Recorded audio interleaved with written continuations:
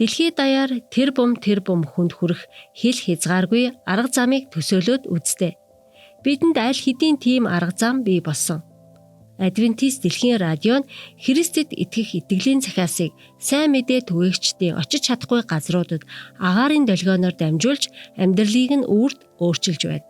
Радио нь засгийн газрын хязгаарлалт, соёлын эсэргүүцэл, бичиг үсэг тайлагдаагүй байдал, газар зүйн саад бэрхшээлийг даван туулдаг.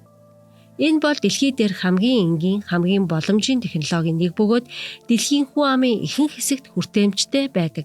Дэлхийн Адвентист радиогоор дамжуулан одоогоор 100 гаруй Адвентист радио дахин эрэлтийн найдварыг хүмүүсийн зүрх сэтгэлийн хэлээр хуваалцдаг. Эдгээр нь сонсогчдод их хэлээр нь хамгийн гүн гүнзгий нөлөө үзүүлдэг юм. Дэлхийн Адвентист радиогийн олон студ Библийн загтлын сургуулиудыг ажилуулдаг бөгөөд Бурхны үзэсгэлэнтэй үннийг тэдэн рүү захиа бичдэг хүмүүстэй хамт хуваалцдаг. Жил бүр Дэлхийн Адвентист радио нь 100,000 гаруй загтал, дуудлага, мессеж, имэйл хүлээ авдаг бөгөөд тэдгээрийн олонх нь амьдрал нь өөрчлөгдсөн хүмүүсээс ирдэг юм. Дэлхийн Адвентист радиогийн зорилго бол 200 гаруй чухал хэл дээр нэвтрүүлгүүдээр дамжуулан Бурхны хайрын авралын захиасыг хүн бүрт хүргэх явдал юм.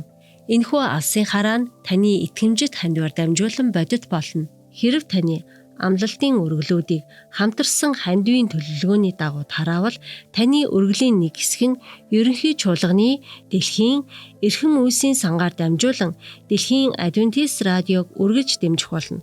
Гэсэн хэдий ч хэрв та Дэлхийн Адвентист радио руу шууд тусгай өргөл илгээмээр байгаа бол амлалтын өргөлүүдээс гадна өргөл өргөхийг хүсэж байна.